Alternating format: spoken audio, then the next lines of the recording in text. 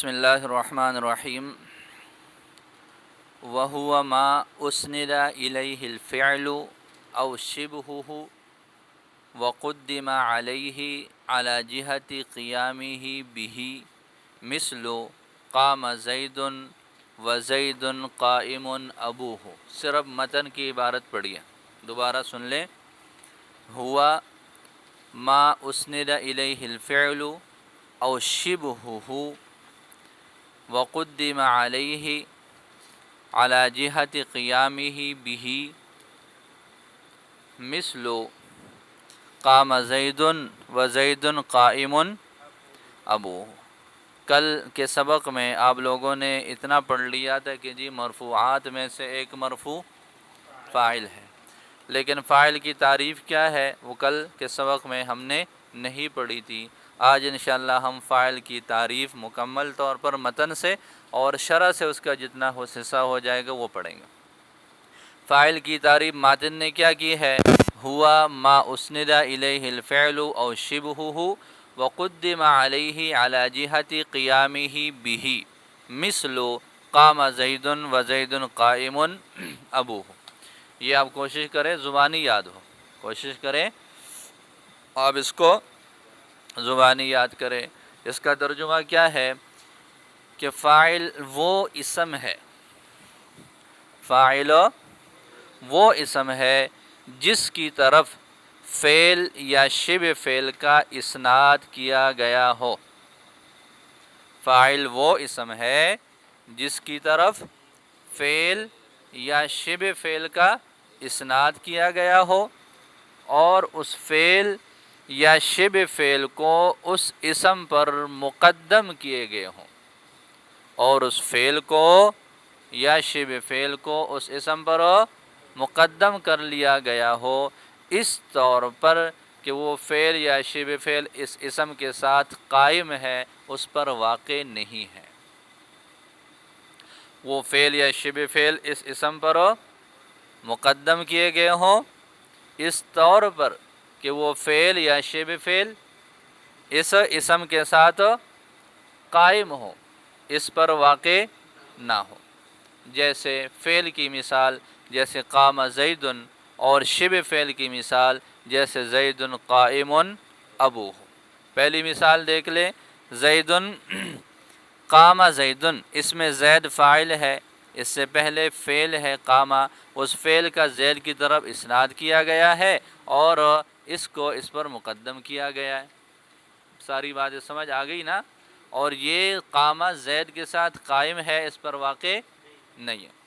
دوسری مثال ہے زید قائم ابوہ، اس میں ابوہ شبہ فعل ہے، اس سے پہلے ابوہ یہ فاعل ہے اور اس سے پہلے قائم شبہ فعل ہے۔ اس قائم شبہ فعل کا اسناد کیا گیا ہے ابوہ کی طرف اس طور پر کہ یہ قائم ابوہ کے ساتھ قائم ہے، اس پر واقع نہیں ہے۔ تو کتنی باتیں ہو گئی؟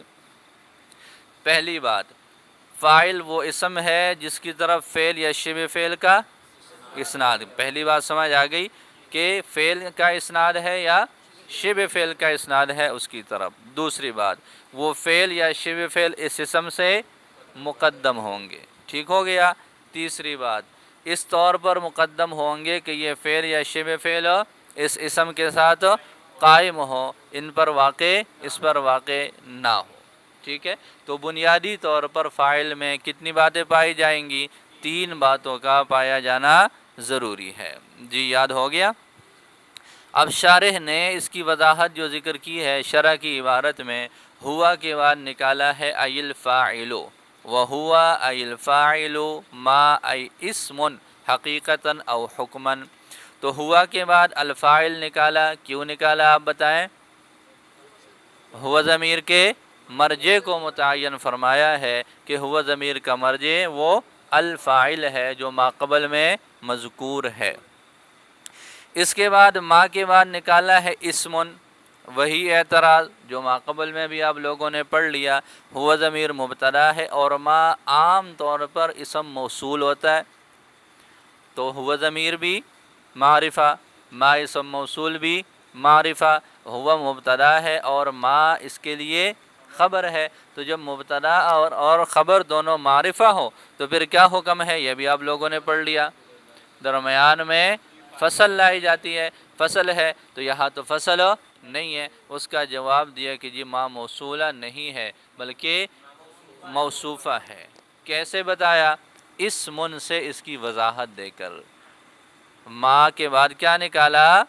اسمن نکالا، یہ بتانے کے لیے کہ یہ ما اسمن کے معنی میں ہو کر موصوف ہے، اور اسند الیہ الفعل اس کے لیے بطور صفت کے ہے، یہ بطور صلہ کے نہیں ہے، لہذا جب یہ موصوفہ ہوا تو یہی سے یہ خاص ہو گیا۔ ہاں، اس کے اندر جو تعمیم والا معنی تھا، جیسے پہلے بھی آپ لوگوں نے شیئون کے معنی میں لیا تھا، وہ بھی ختم ہو جائے گا، تو وہی دونوں اعتراض یہاں پر بھی ہوتے تھے، وہ دونوں ختم ہو جائیں گے۔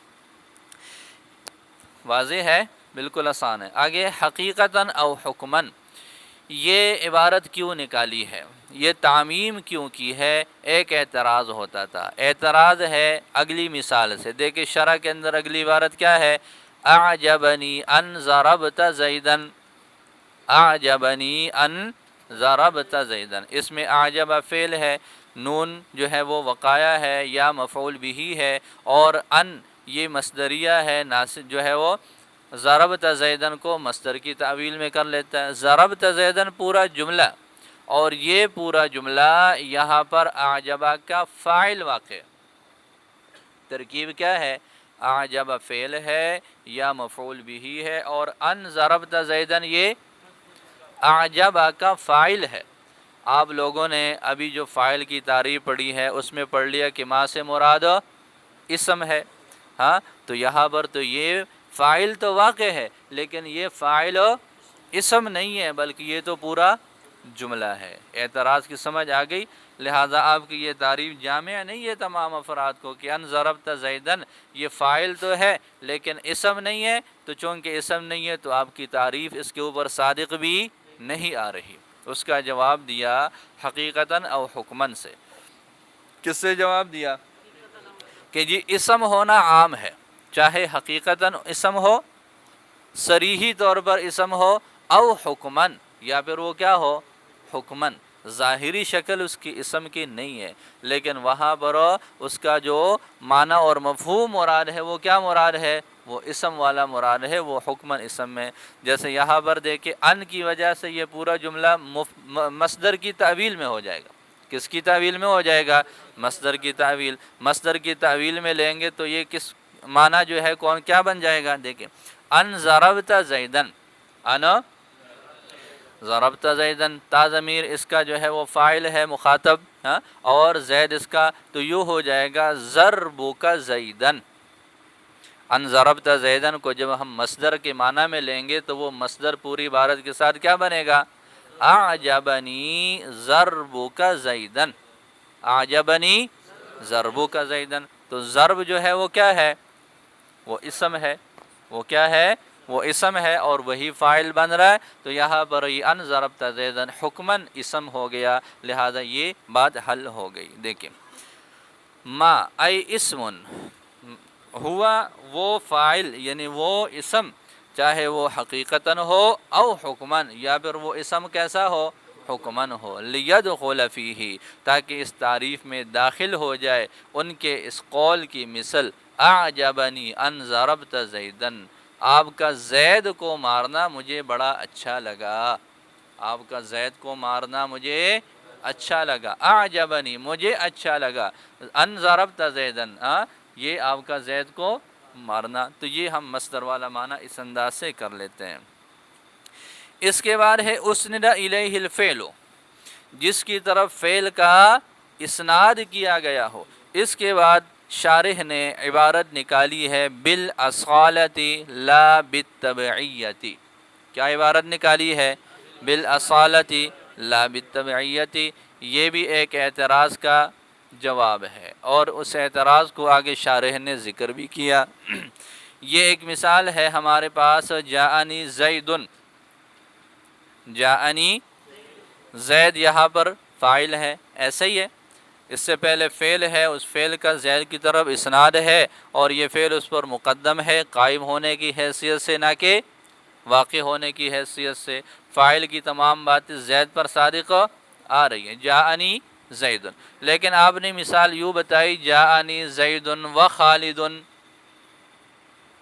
جاءنی زید و خالد، عطف کے ذریعے سے آپ نے زید کے ساتھ خالد کو بھی ملا لیا، اور یہ آپ لوگ پچھلی کتابوں میں پڑھ چکے ہو کہ معطوف اور معطوف علیہ کا حکم ایک جیسا ہوتا ہے، لہذا جو احکامات، جو باتیں زید کے لیے ثابت ہو رہی ہے وہ تمام باتیں خالد کے لیے بھی ثابت ہو رہی ہیں، لہذا خالد پر بھی یہ بات صادق آ رہی ہے کہ اس سے پہلے جاء فعل ہے، وہ فعل اس خالد کی طرف مسند ہے اور یہ اس پر مقدم ہے قائم ہونے کی حیثیت سے۔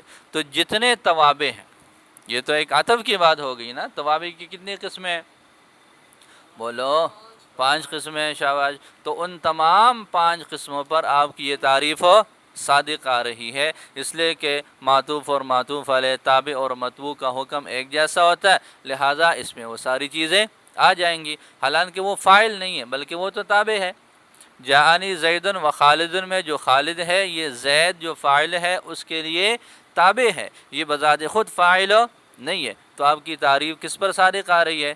توابع پر صادق آ رہی ہے، حالانکہ وہ فاعل نہیں ہے۔ اس کا جواب دیا کہ جی یہاں پر فعل کے اسناد سے مراد وہ اسناد ہو جو اصلاً ہو، وہ اسناد ہو جو کہ کیا ہو؟ اصلاً ہو، تبعاً نہ ہو۔ اس مثال میں جاءنی زید و خالد میں زید کی طرف جاء کا جو اسناد ہے وہ اصل کے اعتبار سے ایسے ہی ہے، اور خالد کی طرف جو اسناد ہے وہ کیسا ہے؟ وہ اصل نہیں ہے بلکہ وہ تو زید کے تابع ہونے کی حیثیت سے کہ وہ زید کا تابع بنا، تو لہٰذا جب زید کا تابع بنا تو جو باتیں زید کے لیے ثابت ہو رہی وہ خالد کے لیے بھی ثابت ہو رہی ہے، تو زید کے لیے ساری باتیں ثابت ہو رہی ہے اصل کے اعتبار سے، اور خالد کے لیے ثابت ہو رہی ہے تابع ہونے کی حیثیت سے، تو لہٰذا یہاں پر اسناد سے کون سے والا مراد ہے؟ وہ اصلاً والا اسناد مراد ہے، تبعاً والا اسناد مراد ہو۔ وجہ کیا ہے؟ کیوں مراد نہیں ہے؟ وہ وجہ یہ ہے کہ جی آگے ماتن نے مستقل طور پر توابع کو ذکر کیا، آگے مستقل طور پر ماتن نے توابع کو ذکر کیا ہے، لہٰذا جب توابع کو ذکر کیا ہے تو پھر یہاں پر اس کو چھیڑنے کی کوئی ضرورت ہو، یہاں پر بھی اس کو ذکر کرے پھر وہاں پر بھی اس کو ذکر کرے، تو اس طرح تو کام نہیں چلتے، مستقل توابع کی جگہ وہ آگے آ رہی ہے۔ اس وجہ سے یہ جتنے ہم پڑھیں گے، جو مرفوعات پڑھیں گے اس کی تمام اقسام کے ساتھ، منصوبات پڑھیں گے تمام اقسام کے ساتھ، مجرورات پڑھیں گے، ان تمام صورتوں میں جو تعریف ہوگی، جو اسناد ہوگا، ہاں وہ مسند بنے یا مسند الیہ بنے، یہ ہوگا اصل کے اعتبار سے، یہ ہوگا کس کے اعتبار سے؟ اگر تبعیت کے اعتبار سے یہ والی ساری تعریفات اس کے توابع پر اگر صادق آئیں گی تو یہ کوئی اعتراض کی بات ہو نہیں ہے، اس لیے کہ ماتن کی جو مراد ہے وہ یہاں پر صرف اصل والا معنی مراد ہے، تابعیت والا معنی مراد نہیں ہے، اس لیے کہ وہ آگے بات ان کی مستقل طور پر آ رہی ہے۔ دیکھیں، اسند الیہ الفعل، جس کی طرف فعل کا اسناد کیا گیا ہو، بالاصالتی، اصل کے اعتبار سے، لا بالتبعیت، نہ کہ تبعیت کے اعتبار سے، لیخرج عن الحد، تاکہ تعریف سے نکلے، توابع الفاعل، فاعل کے توابع، ان توابع پر یہ باتیں مکمل طور پر صادق آ رہی ہیں لیکن یہ ان کی تعریف نہیں ہے۔ وقضا المراد، اسی طرح کے ایک فائدہ بیان فرمائے کہ یہ صرف فاعل کا معاملہ نہیں ہے بلکہ تمام مرفوعات، تمام منصوبات، تمام مجرورات میں یہی ہوگا کہ جی یہ تعریفات تمام توابع پر صادق آئیں گی لیکن توابع یہاں پر مراد نہیں ہوں گے۔ فرمایا وقضا المراد، اسی طرح مراد ہے فی جمیع حدود المرفوعات والمنصوبات والمجرورات، اسی طرح تمام مرفوعات، منصوبات اور مجرورات کی تعریفات میں غیر التابع، تابع کا غیر مراد ہے۔ تابع کا کیوں غیر مراد ہے؟ تابع کیوں مراد نہیں ہے؟ بقرینۃ ذکر التوابع بعدها، بعد میں توابع کو ذکر کرنے کے قرینہ کے ساتھ، بعد میں توابع کو ذکر کرنے کی یہ بعد میں مستقل طور پر جب توابع ذکر ہیں تو پھر یہاں پر ان کی طرف نہ کوئی اشارہ ہے نہ ہی وہ ان تعریفات میں شامل ہے، بلکہ وہ یہاں پر سے مکمل طور پر خارج ہے۔ اس کے بعد اگلی شق ذکر کی ہے او شبہہ، اسند الیہ الفعل او شبہہ، اسناد کیا گیا ہو اس اسم کی طرف فعل کا اسناد کیا گیا ہو، او شبہہ یا پھر شبہ فعل کا اسناد کیا گیا ہو۔ بات سمجھ آ رہی ہے؟ شبہ فعل سے کیا مراد ہے؟ تو شبہ فعل سے آگے ماتن نے اس کا فائدہ ذکر کیا، وَإِنَّمَا قَالَ ذَلِكَ، یہ درمیان میں ما یشبہہ فی العمل کے بعد کیا ذکر کیا؟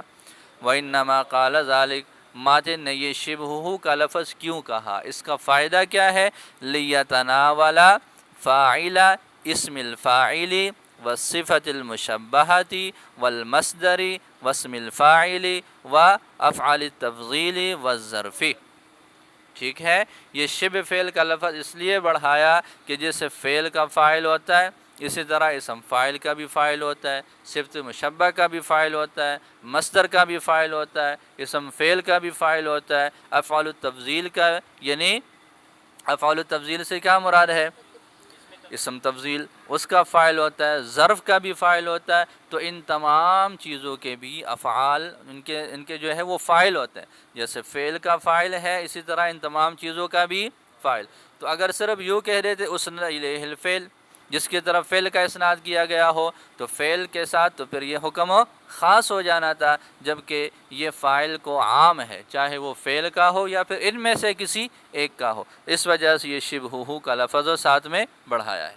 درمیان میں ما یشبہہ فی العمل سے ماتن رحمۃ اللہ علیہ نے جو ہے شارح نے کچھ باتوں کی وضاحت فرمائی ہے، وہ یہ ہے کہ یہ جو شبہہ ہے اس کا معنی کیا ہے؟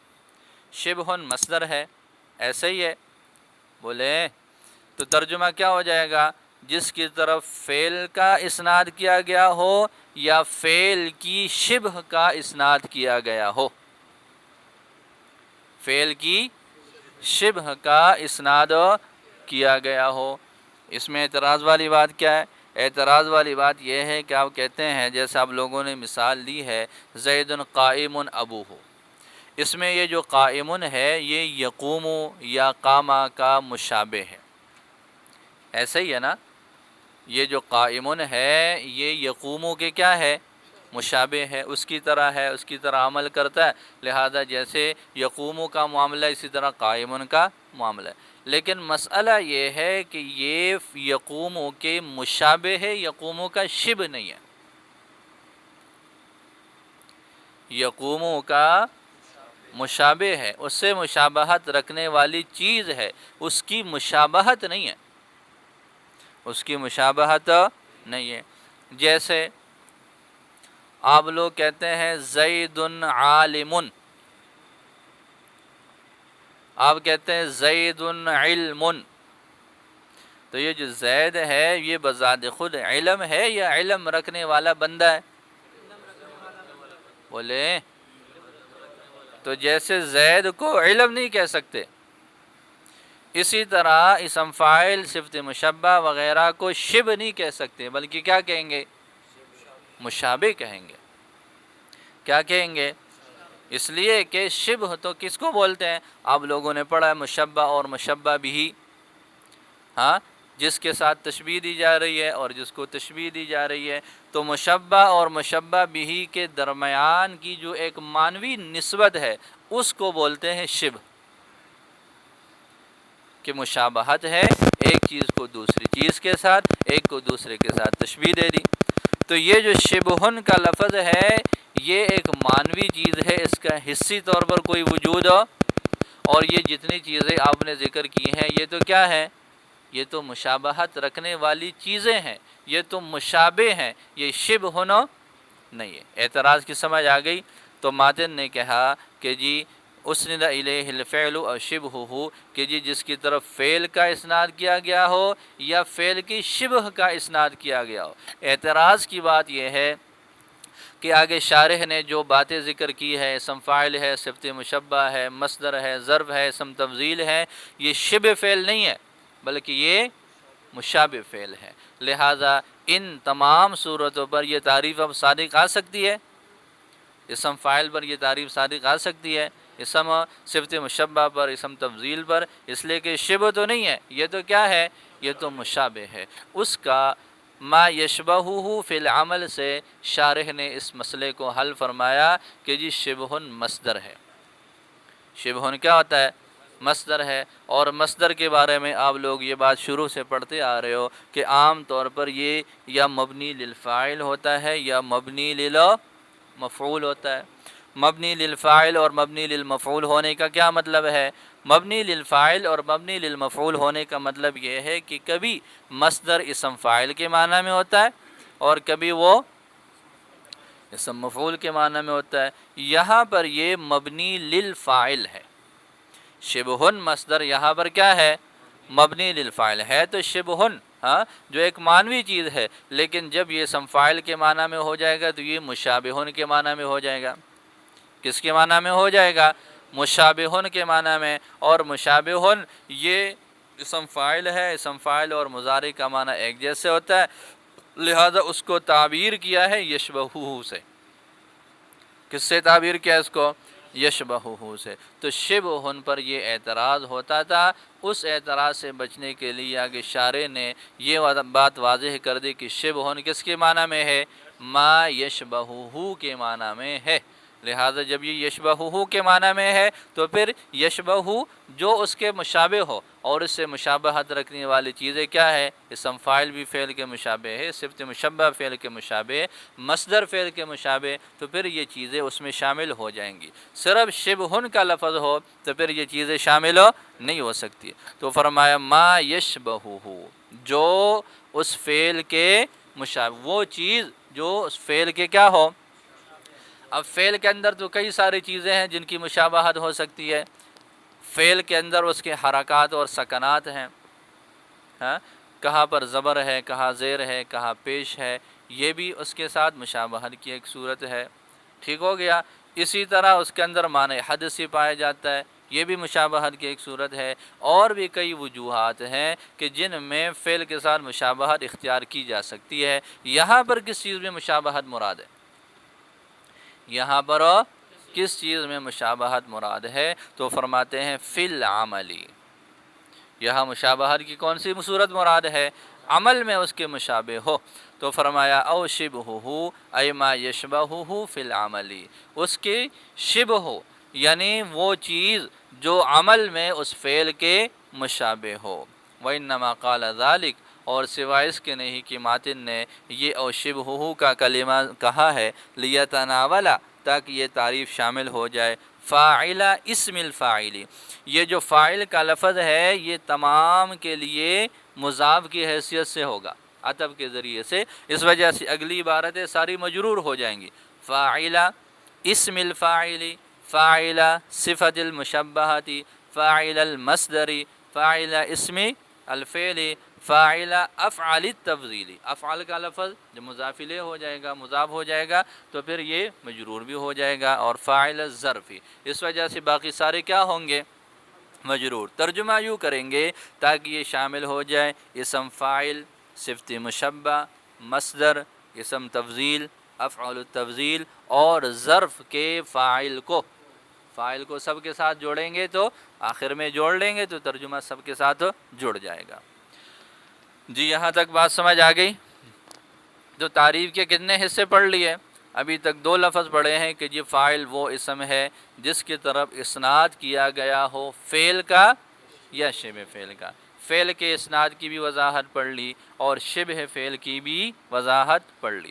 اب اگلا حصہ ہے تعریف کا وقدمہ، اور مقدم کیے گئے ہوں۔ آگے الفعل و شبہہ، قدمہ کے اندر ضمیر ہے، اس ضمیر کا مرجع متعین فرمایا کہ قدمہ کے اندر جو ضمیر ہے اس کا مرجع کیا ہے؟ فعل ہے اور شبہ فعل ہے۔ کیا ہے؟ فعل ہے اور شبہ فعل ہے۔ اب اس پر اعتراض ہے، اعتراض یہ ہے کہ یہ قدمہ کی ضمیر کتنے ہیں؟ کون سا صیغہ ہے؟ مفرد کا صیغہ ہے، تو مفرد کے صیغہ میں ضمیر کون سی ہوگی؟ مفرد کی ہوگی، اور اس کا مرجع کتنی چیزیں ہیں؟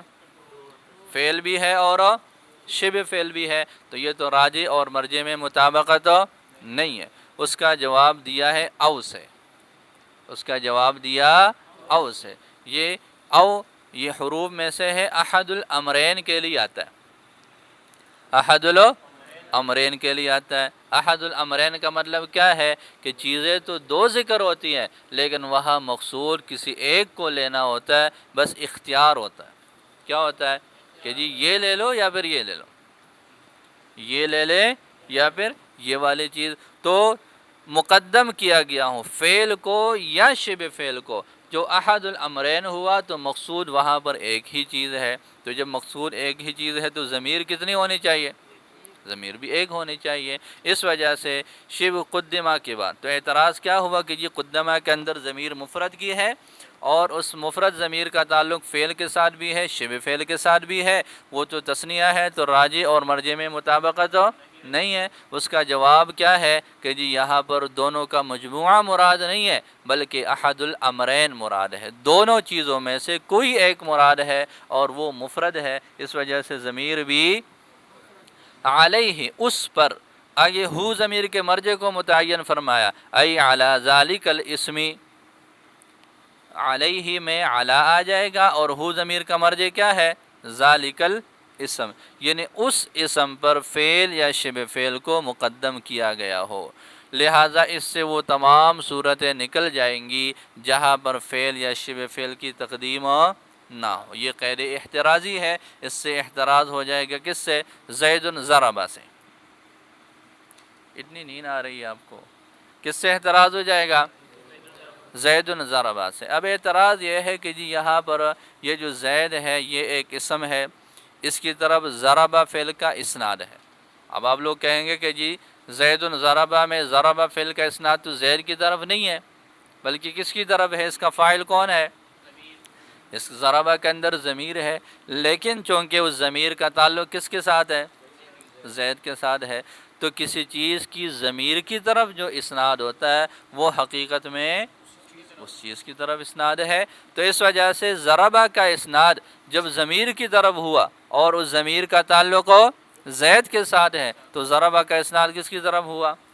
تو دیکھیں فاعل کی ساری باتیں اب ثابت آ رہی ہیں کہ ایک اسم ہے، ہاں اس کی طرف فعل کا اسناد ہے اور وہ فعل اس کے ساتھ قائم ہے، لیکن چونکہ یہ فعل اس سے مقدم نہیں ہے، مقدم ہے کہ نہیں ہے؟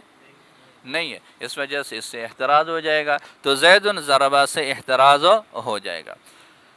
جی دیکھیں یہاں تک، پھر آگے بھی پڑھتے ہیں۔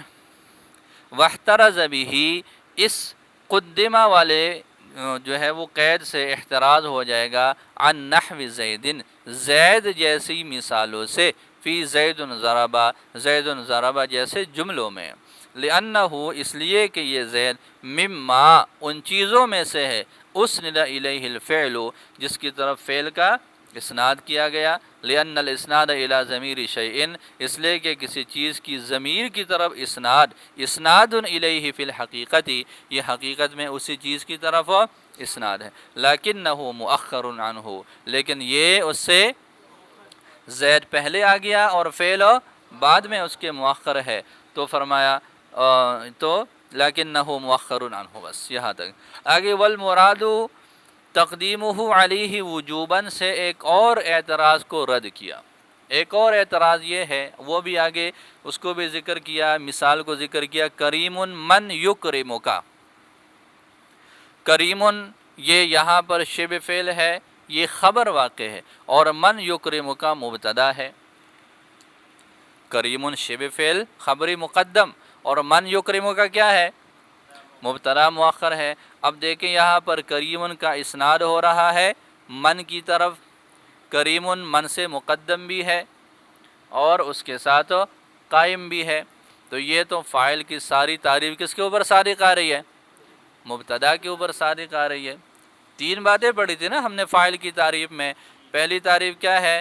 اس کی طرف اسناد ہو، تو یہاں پر کریم کا اسناد ہو رہا ہے من کی طرف۔ دوسری بات پڑھی تھی اس کے سے مقدم ہو، تو کریم یہاں پر من سے مقدم ہے۔ تیسری بات پڑھی تھی کہ جی علی جہت قیام ہی ہو، تو یہاں پر اعلیٰ جہت قیام ہی ہے، یہ کریم من کے ساتھ قائم ہے، تو یہ تو مبتدا ہے، لیکن اس پر فاعل کی تینوں باتیں صادق آ رہی ہیں۔ اس کا جواب دیا کہ جی یہ جو ہم نے بات کی ہے کہ جی وہ فعل اس پر مقدم ہو، اس مقدم سے مراد وہ مقدم ہونا مراد ہے جو وجوباً ہو۔ یمان کون سی تقدیم مراد ہے؟ جو وجوبی تقدیم ہو۔ اور یہاں پر کریم من یکرم کا میں کریم کی جو تقدیم ہے من پر، یہ تقدیم وجوبی نہیں ہے بلکہ جوازی ہے، ٹھیک ہے۔ ہم کریم من یکرم کا بھی پڑھ سکتے ہیں اور من یکرم کا کریم بھی پڑھ سکتے ہیں، لہٰذا کریم کو مقدم بھی کیا جا سکتا ہے اور کریم کو مؤخر بھی کیا جا سکتا ہے۔ تو یہاں کریم کا مقدم ہونا یہ جوازی درجہ میں ہے، وجوبی درجہ میں۔ اور جو ہم نے فاعل کی تعریف میں پڑھا ہے کہ یہ فاعل مقدم ہو، وہ کون سا مقدم ہونا مراد ہے؟ وہ مراد ہے جہاں مقدم ہونا واجب ہو۔ بات سمجھ آ گئی؟ تو ایک اور اعتراض ہوا کریم من یکرم کا کہ جی پہلی مثال سے تو جان چھڑا ہے کہ جی وہاں پر جو ہے زید ضربہ میں ضربہ مؤخر ہے، تو چلو فاعل کی تعریف صادق نہیں آتی، تو یہاں تو کریم مؤخر نہیں ہے بلکہ وہ تو مقدم بھی ہے۔ اس کا بھی جواب پڑھ لیا، دیکھ والمراد تقدیمہ علیہ وجوباً، اور مراد اس کا مقدم ہونا ہے اس پر وجوبی طور پر، لیخرج عنہ تاکہ اس سے نکلے المبتدا وہ مبتدا المقدم علیہ خبرہ جس پر اس کی خبر کو مقدم کیا گیا، جیسے کریم من یکرم کا۔ اب اس پر ایک اور اعتراض ہو جائے گا۔ اعتراض یہ ہے کہ جی ایک مثال ہے فی الدار رجل، آپ لوگوں نے یہ مسئلہ پڑھ لیا جب وہ مبتدا نکرہ محضہ ہو تو اگر اس پر اس کی خبر کو مقدم کر لیا جائے ہاں تو پھر اس کو مبتدا بنانا جائز ہے اور خبر کو مقدم کرنا واجب ہے۔ اب مسئلہ اعتراض کا یوں ہو جائے گا کہ جی فی الدار رجل میں رجل یہ مبتدا ہے اور فی الدار یہ شبہ فعل ہے اور یہ اس سے وجوبی طور پر مقدم ہے۔ پوری عبارت یہ ہو جائے گا ثبت فی الدار رجل، تو یہ جو رجل ہے اس سے پہلے ثبت ہے، اس کا اسناد رجل کی طرف ہو رہا ہے اور یہ اس کے ساتھ قائم بھی ہے اور اس پر وجوبی طور پر مقدم بھی ہے، تو یہ تو پھر وہی بات آ جائے گی کہ مبتدا پر فاعل کی تعریف صادق آ رہی ہے تینوں باتوں کے ساتھ کہ جی اس سے پہلے فعل ہے اور وہ فعل اس سے جو ہے وہ مقدم ہے اور اس کی تقدیم وجوب کے ساتھ ہے، اس کے ساتھ قیام بھی ہے، تو یہ تو مکمل طور پر تینوں باتیں اب صادق آ رہی ہے۔ اس کا جواب آگے دیا کہ جی تقدیمی وجوبی کی دو قسمیں ہیں، ایک ہے تقدیمی وجوبی فردی ہو اور ایک ہے تقدیم وجوبی ہو نوعی طور پر۔ فاعل کی اور فعل کے اندر جو فعل کی تقدیم ہے وہ نوعی طور پر وجوباً ہے اور یہاں جو ہے یہ کیا ہے؟ یہ فردی ہے۔ ایک خاص صورت میں خبر کو مقدم کیا گیا، وگرنہ مبتدا اور خبر کی نوع کا حکم کیا ہے کہ جی مبتدا مقدم ہوتا ہے اور خبر اس کے بعد ہوتی ہے، تو مبتدا اور خبر میں نوعیت کو اگر لے لے تو کیا حکم ہے؟ مبتدا پہلے ہوتا ہے خبر اس کے، لیکن فعل اور فاعل کی نوع کا کیا حکم ہے؟ بولیں وہاں فعل کا جو ہے وہ مقدم ہونا ہر حالت میں واجب ہوتا ہے، ایسے ہی ہے۔ تو بے شک اس ایک صورت میں خبر کی تقدیم واجب تو ہو رہی ہے لیکن یہ محض ایک فرد کی تقدیم کا واجب ہونا ہے، اور ہم نے فاعل کی تعریف میں جس تقدیم کی بات کی ہے جو واجب ہے وہ کسی ایک فرد کے متعلق نہیں ہے بلکہ وہ پورے نوع کے لیے حکم ہے، لہذا پھر بھی یہ تعریف اس مبتدا پر صادق نہیں آ سکتی۔ تو فرمایا کہ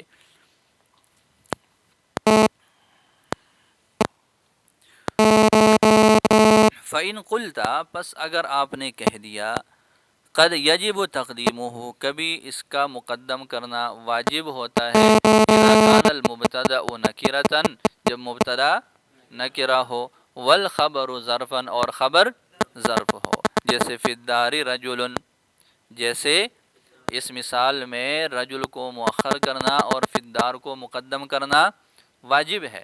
فی الدار یہ ظرف ہے، جار مجرور ہے، ثبت وغیرہ کے متعلق ہوگا تو ثبت سے فعل نکلا، تو مطلب یہاں پر فعل کی تقدیم ہو رہی ہے، اس کا اسناد بھی ہے اور اس کا اسناد جو ہے وہ اس کی تقدیم وجوب کے درجے میں بھی ہے۔ اس کا جواب قلت، تو میں نے اس کے جواب میں کہا المراد وجوب تقدیم نوعہ کہ مراد اس کے نوع کی تقدیم کا واجب ہونا ہے، المراد وجوب تقدیمی اس کے نوع کی تقدیم کا واجب ہونا ہے، لیس نوع الخبر اور یہ جو خبر کی نوع ہے یہ نہیں ہے، مما ان چیزوں میں سے یجب تقدیمہ ہو جس کا مقدم ہونا، جس کو مقدم کرنا واجب ہو، خبر کی نوع ان انواع میں سے نہیں ہے، بخلاف نوع ما اسند الی الفاعل بخلاف اس چیز کے جو جس کا اسناد کیا گیا ہے فاعل کی طرف، بخلاف اس چیز کے نوع کے جس کا اسناد کیا گیا ہے کس کی طرف، فاعل کی طرف۔